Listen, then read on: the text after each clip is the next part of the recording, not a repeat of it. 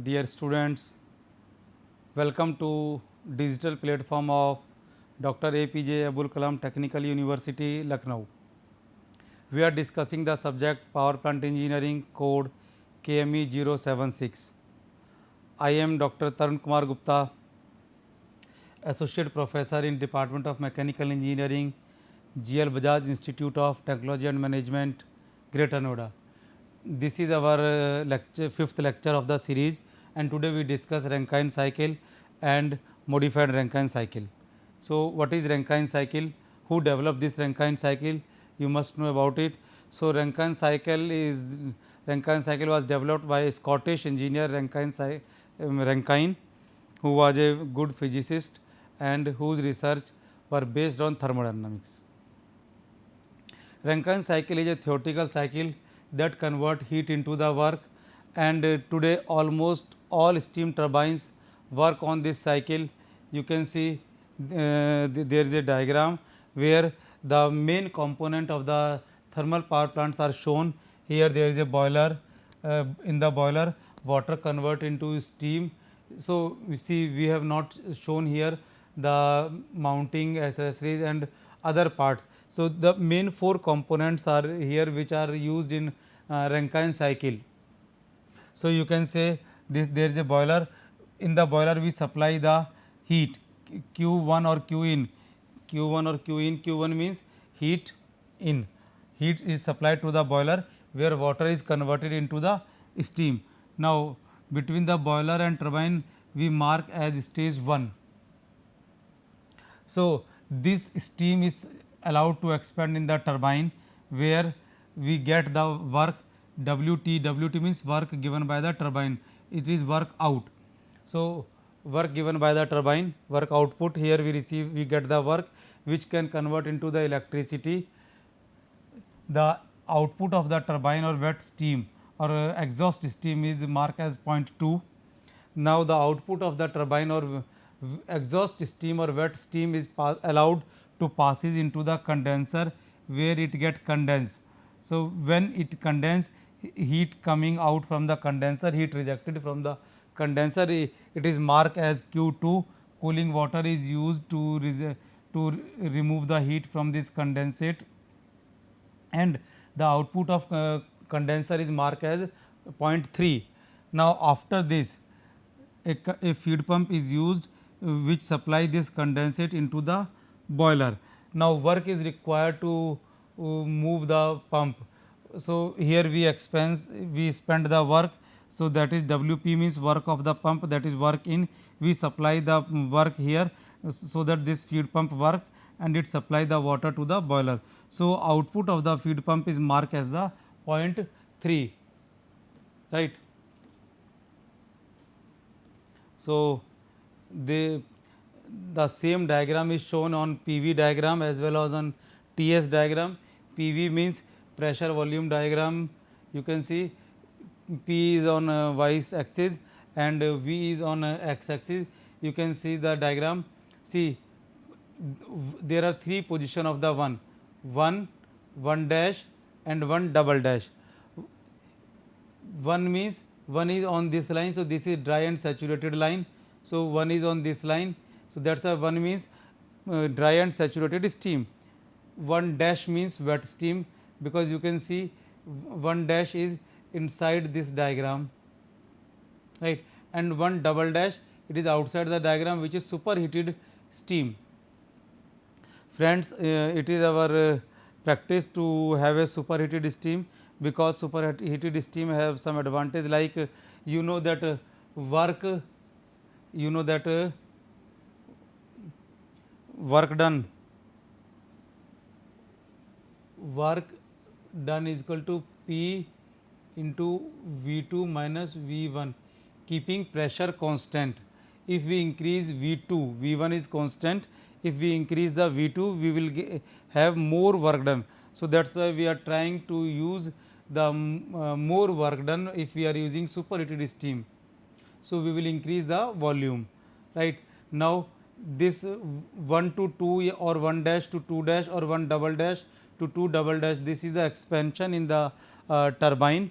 Then 2 dash or 2 double dash, 2.3 it is in condensation in condenser, 3 to 4 is in feed pump, and 4 to 1 or 4 to 1 dash or 4 to 1 double dash, it is the work of the boiler. Similarly, you can see it on the TS diagram. In the TS diagram, you can say 1 or 1 dash or 1 double dash. 1 means dry and saturated condition, 1 dash means wet steam, 1 double dash means superheated steam. Now you can see 2 dash or 2 double dash, there is a expansion in the turbine. Always remember that expansion in the turbine or work in the pump, both are isentropic process, or you can say entropy is constant. So here you can see 1 dash to 2 dash or 1 to 2 or 1 dash to 2, these are the straight vertical lines where entropy is constant. Similarly, in 3 to 4, this is the work in the pump, this is a vertical line, it means here entropy is also constant, right.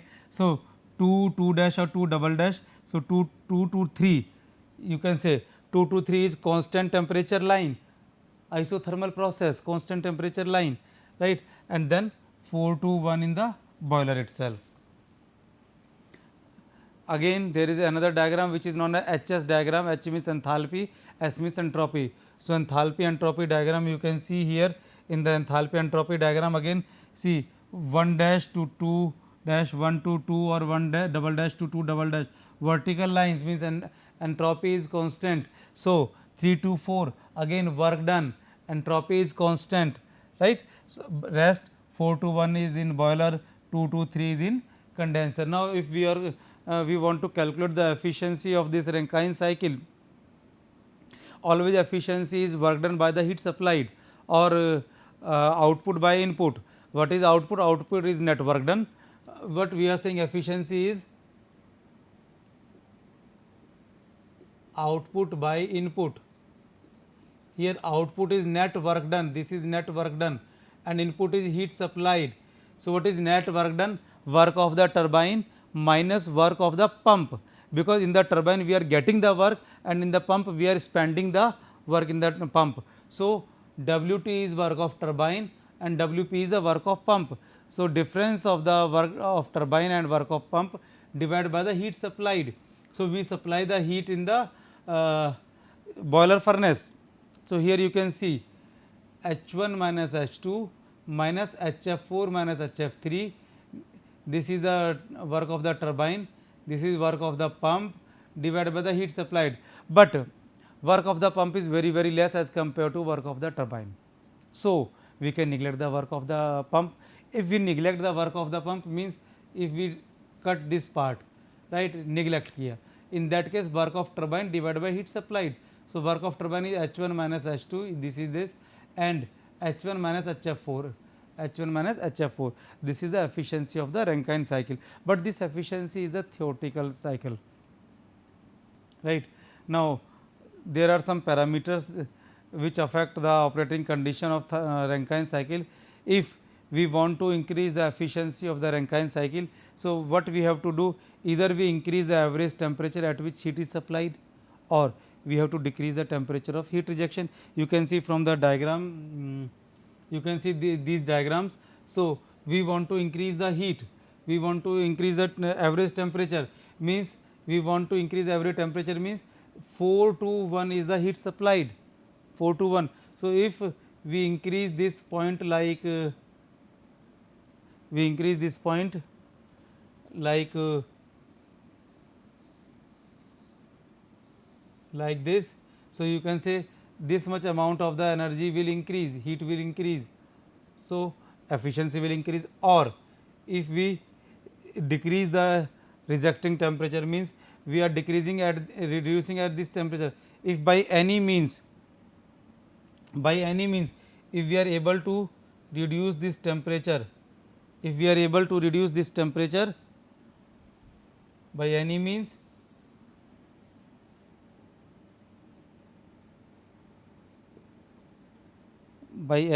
if we are able to reduce this temperature किसी भी तरीके से, so now we are able to increase the efficiency by this much amount. So, we have these two methods, right. So, either we increase the average temperature at which heat is supplied, or we decrease the temperature of the heat rejection. So, what we have to do for these two? So, we have to do any process for these. We can increase the boiler pressure, we can increase the superheating, or we can reduce the condenser pressure. See, we can increase the boiler pressure. Pressure is directly proportional to temperature. So, if we increase the boiler pressure, means temperature will increase. We can increase the superheating, means in the superheater we can supply more heat to the steam, or we can reduce the condenser pressure. If we reduce the condenser pressure, means we have to create the vacuum, more vacuum. So, first of all, if we increase the boiler pressure, you can see by increasing the boiler pressure, the cycle efficiency tends to rise and reach to maximum when boiler pressure is 166 bar. Here you can see the diagram.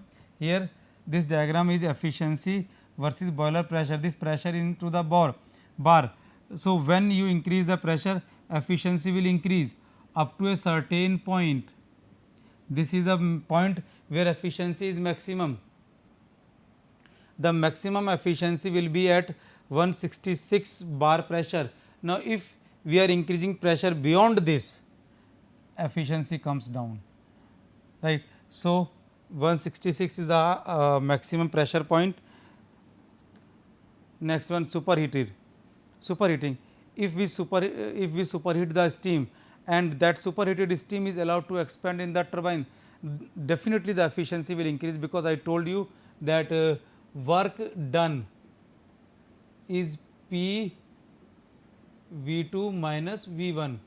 So, V1 is the volume of the water, which is constant, you are not increasing the volume of the water. P is the pressure. Let us say pressure is constant. If you are superheating it at constant pressure, means you are increasing the V2, volume 2. So, V2 means difference of V2 minus V1 will be more. So, work done will be more. So, that is why if you superheat the steam and allow it to expand, then definitely the efficiency will improve. Also, superheated steam will ensure longer blade life, because if you are not using superheated steam, that means you are using dry steam or wet steam. In the wet steam, there may be some water particles which can be harmful for the turbine blades, which can erode the metal from the turbine blades. So, this is not in case of superheated steam. So, if we use superheated steam, efficiency will increase, as well as the life of the steam turbine will increase, because there is no erosion of the metal. So, you can see the diagram, efficiency versus degree of superheat. As we are increasing the superheating, the efficiency will continuously going to be improved. Next one, reducing the condenser pressure. Now, condenser pressure, though we have to maintain slightly vacuum in the condenser to increase the efficiency of the condensation, as well as to have exhaust system automatically coming into the condenser. But if we reduce the condenser pressure more, thermal efficiency will improve. But as we are decreasing the, as we are reducing the condenser pressure, the cost of condensation will increase, because you have to use many devices, you have to make leak proof. So, cost will increase. Also, you cannot go beyond a certain limit, because if you are going beyond a certain limit, then the gases dissolve in the water coming outside, and they will collect at a point where there is a very minimum pressure. So, that is why we are not going to very low pressure. Here you can see condenser pressure, this condenser pressure is increasing, right. So, we are saying we are reducing the condenser pressure. Let us say here condenser pressure is 1 bar and here it is absolute 0. So, as we are going, you can say less than 1 bar, the efficiency is more, you can see here. Now, if we are, let us say it is 0.5 bar, so efficiency will be this, you can see efficiency will. So, as you are reducing the pressure, means as you are coming down from the 1 bar, the efficiency will increase, you can see the efficiency. But I told you that you cannot go beyond a certain point of the efficiency. right. That is why the increment in the efficiency with the help of reduction in the condenser pressure has a very limited chance. So, that is why you can use either superheating process or increasing the boiler pressure, but also these two methods, whether increasing the boiler pressure or whether superheating, these also have certain limitations, that you cannot go in the boiler pressure, you cannot go more than 166 bar, uh, and in the superheater also there is a limitation, because as you are going to superheat the steam, you have to expense more on the fuel. So, I cannot say ki in which case it is up to which case it is economical, right. Now, we are talking about modified Rankine cycle. See, Rankine cycle, I told you Rankine cycle was given by the Scottish engineer Rankine, who was expert in thermodynamics, whose research are based on thermodynamics. He give basic cycles. Then when we consider the Rankine cycle, we find that in the Rankine cycle there is a certain portion which absorb more heat and give less work. So, if we remove that portion, we can have more work as compared to using the fuel. So, modified Rankine cycle is a modification in Rankine cycle. You can say in PV diagram, you can see in TS diagram, especially you can understand with the help of PV diagram, that in case of PV diagram, this portion from S to N, this is a 2, and in this case work is very less, even it is inadequate to overcome the friction. So, when it is inadequate to overcome the friction, so practices are made to eliminate this portion. So, we try to eliminate this portion. When we try to eliminate this portion, we reduce the stroke length, and from S to from point N, from S to Q, S N Q, this portion is removed, and from S to Q there is a direct pressure drop, and which increase the efficiency of the Rankine cycle. Now, if we are talking about the efficiency of the Rankine cycle, now in this case here also we are neglecting the work done on the pump. So, WP is neglected. So, here work done by heat supplied, work done is H1 minus H2, right, plus P2 minus P3 into V, because work done, right, V2 divided by heat supplied, that is H1 minus HF3. So, this is the heat supplied by the efficiency of the modified Rankine cycle, right. Now, our next topic is the fuel burnt in power plant. So, there are three types of the fuel which burn in the power plant, that is solid fuel like coal, liquid fuel like oil, and gaseous fuel like gas. Now, there are various factors which are responsible for the fuel handling system. You can say fuel rate, means how much fuel per hour has to be burned, plant location for fuel shipping, storage area, because in any thermal power plant 50 to 60% of the total operating cost is the cost of fuel purchasing as well as cost of the fuel handling. So, fuel system must be designed according to the type and nature of the fuel. Now, because we are discussing thermal power plant, so we are mostly depending on the coal. So, we have to discuss what are the various modes of coal transportation. We can transport the coal by sea or river, means you can say waterways. We can transport by rail network, we can transport by road network, we can transport by pipelines, we can transport by ropeways. See, out of these 5, this by pipeline is comparatively new. So, we can discuss few lines for the fuels supplied by the pipelines. So, what is the fuel supplied by the pipelines? Whenever we have to install a power plant near to be coal mines, say 2 or 3 kilometer away from the coal mines.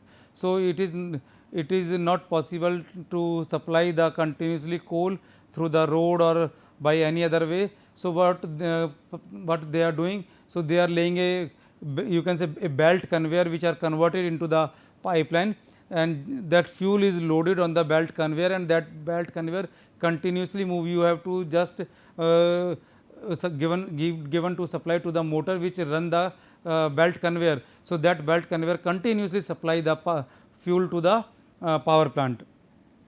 So, because that is inside the pipe, so it is also known as pipelines, coal supply by the pipeline. So, the few various advantages of using pipeline, that it is simplicity in installation and safe in operation, because that pipeline is 10 to 15 feet above the ground. So, there is no problem of the strike, there is no problem of the coal condition, there is no problem of the road conditions, truck strike and anything. Only you have to give the electric supply to the motor, which continuously run the conveyor. It is economical than any other mode and carry large quantity for long distance. It is continuous and less affected by weather conditions. It is very much reliable because it is covered, so loss, theft and pilferage are eliminated and very less manpower is required. So, completely it is on automation way. By some conveyor load the coal on the belt conveyor, like bucket conveyor can load the coal on the belt conveyor, and that belt conveyor continuously transport the belt to the thermal power plant. Now, what are the requirement of good coal handling system? It need minimum maintenance, it should be reliable, it should be simple and sound, minimum number of persons are required for operating, it must be able to deliver required quantity of the coal, also it is able to tackle fluctuation in the demand, and there should be minimum wear due to abrasion.